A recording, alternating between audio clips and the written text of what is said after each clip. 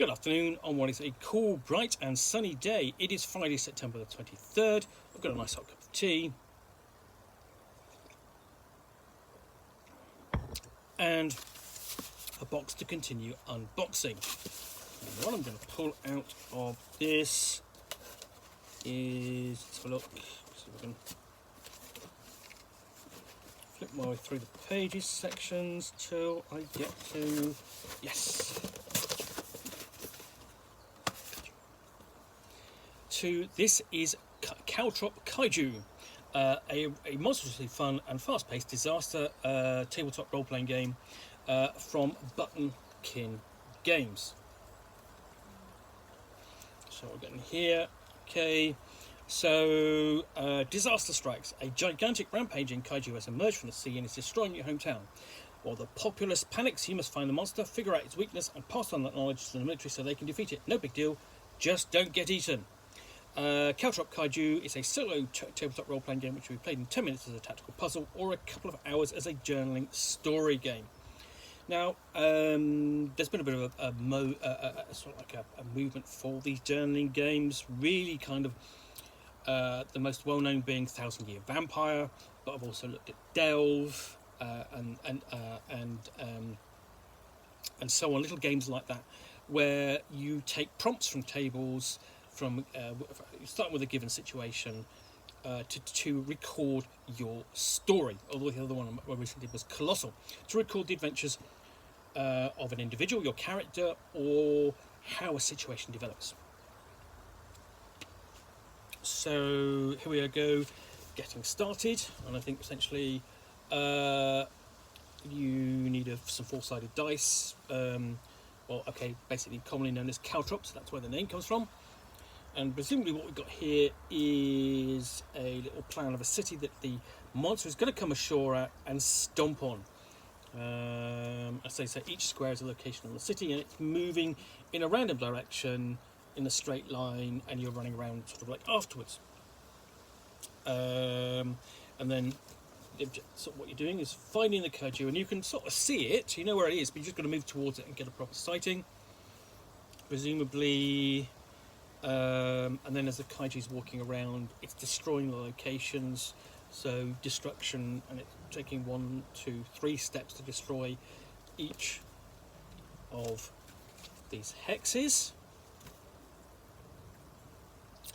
And then it's got particular locations, so like you've got a mountain, a nuclear power station, because whenever it is a given, whenever there's a kaiju walks ashore and attacks, whether it's New York, San Francisco, or basically Tokyo, it's going to destroy the nuclear power station and the telecommunications tower and the bridge, which is a bit like the Golden Gate Bridge, and then sort of like, then you've got, basically, I'm presuming that's the dock there, and the city hall and so on. And these are all locations which you can go and stomp randomly. So you've got special locations, and then presumably you've got different results. So nuclear power plant, if it's destroyed, the blast destroys this location and all the map locations around it. So so the nuclear power station, if that goes up, all those go with it. If City Hall is destroyed, fighting populace riots causing 1 point destruction to this square and all the squares around it. And so that's fun. And you've got a big map in the middle, so you can control where everyone is. So presumably you've got a token for for the kaiju wandering around, and your character, and presumably you're something like a fearless cryptozoologist or a journalist, so on, something like that. Then we get into kaiju sightings, and it's got a sample kaiju there. So when you get close to the kaiju, you experience a sighting. There are 2 types of sighting: the safer kind, where the kaiju passes through a neighbouring location, and the more perilous kind, where it passes through the location you're in.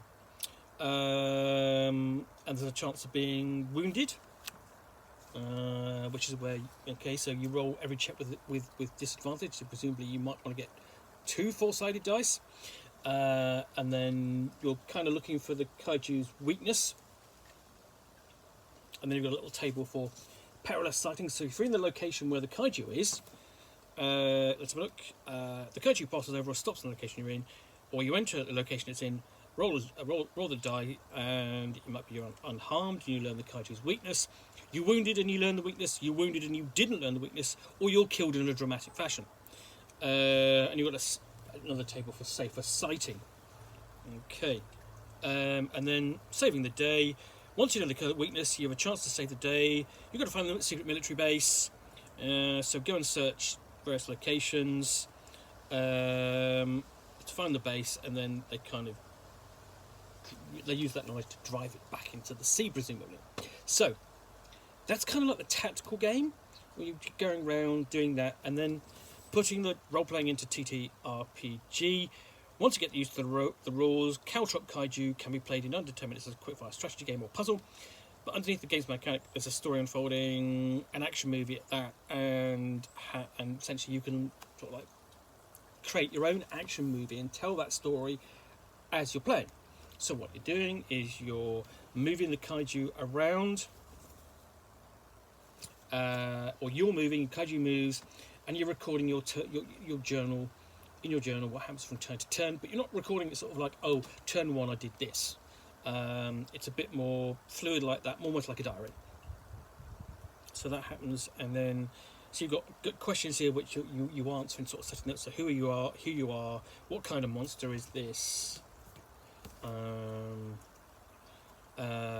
what's in those empty squares. So you've got a table. So essentially, a table for when you roll, and you go into one of these empty squares, which is like the communications tower or the bridge.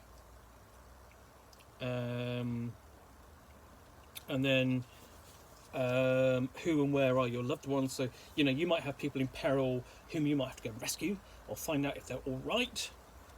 And then what's the kaiju's weakness? So that's what you're using against it, or the military's using it against it at the end of the game. So that's everything in there. Where with this, I think you would be playing through sort of like quick game 10 minutes. And I mean, it really is only a few pages, so you're going to get quite a lot of play out in terms of quick play it, and then playing through it as a journaling game. As a journaling game, I'm kind of go the lacquer table. So you've got a table for the locations, what they are, but you don't. I can't see. There's no table for weakness or who you are, who or what your your loved ones are. So this is the only guidance on the weakness, and this is the only guidance on your loved ones. And I think whereas I think a more developed journaling game would have given those to you. And I think sort of like another couple of pages would really have helped round this out just on a first glance through. But otherwise, if you're looking for a mini journaling game with the kind of theme of kaiju stomping a city, then this is perfectly. This is exactly what you want. And if you're looking, also the other thing, I think, whether you're looking to try out a journaling game and don't want to get in sort of like one of these ones that takes sort of like a couple of sessions or a whole afternoon to play, then this is an option. I just think it's not quite as well developed where it could be. But yeah, otherwise, no, that's a perfectly sort of like very serviceable little journaling game. Nice theme, everyone gets it. Very playable. Anyway, I hope you have enjoyed this unboxing in the Nook. If you have, then please do click on the like button down below. And of course, if you've got any comments or feedback, I do appreciate you taking the time to post those. And lastly, if you want to be alerted to yet more unboxings in the Nook, where you will see me out here with a parcel from which I will unbox a book or game and chat about it to the best extent of my knowledge for roughly 10 minutes or so, all of course accompanied by a nice hot cup of tea.